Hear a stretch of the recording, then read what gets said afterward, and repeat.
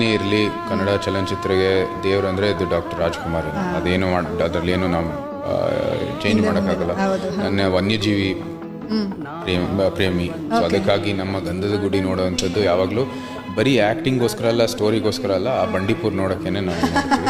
ಅವರು ಮೊದಲೇ ಸೀನಲ್ಲಿ ಯಾವಾಗ ಗಂಧದ ಗುಡಿ ಹಾಡು ಬರುತ್ತೆ, ಅವರು ಏನದೇ ಆ ಬಂಡೀಪುರಿನ ಭಾಳ ವಿಶೇಷವಾದ ಅದು ಆ್ಯಂಟಿ ಪೋಚಿಂಗ್ ಕ್ಯಾಂಪ್ ಆಗಿದೆ ಇವಾಗ, ಅದನ್ನು ಮೇಲಕ್ಕೆ ಹೋಗ್ತಾರಲ್ಲ, ಅದು ಭಾಳ ಒಂದು ಐತಿಹಾಸಿಕ ಸ್ಥಳ. ಅದು ಯಾಕಂದರೆ ಇಂದಿನ ಬೆಟ್ಟದ ಕೋಟೆ ಅರಸರು, ಏನು ನಮ್ಮ ಜೈವಿಕ ಮನೆತನ ಆ ಭಾಗದ ಅರಸರು ಆಗಿದ್ರು. ಸೊ ಅಲ್ಲಿಂದ ನೀವು ಮೇಲಕ್ಕೆ ಹೋದರೆ, ಆ ಸಮಯದಲ್ಲಿ ಪೂರ್ತಿ ಮೇಲಕ್ಕೆ ಹೋಗ್ತಾರೆ, ಒಂದು ಆ ಬಿಳಿ ಕುದುರೆ ಮೇಲೆ ಮೇಲಕ್ಕೆ ಹೋಗ್ತಾರೆ. ಅಲ್ಲಿಂದ ನೀವು ಹಿಮ್ಮತ್ ಗೋಪಾಲ ಸ್ವಾಮಿ ನೋಡ್ಬೋದು. ನಂತರ ಈ ಕಡೆ ಗುಂಡ್ಲುಪೇಟೆ, ಹಂಗ್ಲ ಗ್ರಾಮ ಇದೆಲ್ಲನೂ ಕೂಡ ನೋಡ್ಬೋದು. ಸೊ ಅಲ್ಲಿ ಬೇರೆ ಬೇರೆ ಕೋಟೆಗಳಿತ್ತು ಹಿಂದೆ ಪ್ರಾಚೀನ ಗಂಗರ ನಾಯಕರ ಕಾಲದಲ್ಲಿ. ಸೊ ಅದು ಭಾಳ ಐತಿಹಾಸಿಕ ಸ್ಥಳ ಮತ್ತು ಅಂದಿನ ಬಂಡೀಪುರ ನೋಡೋಕ್ಕೇ ಒಂದು ಆನಂದ.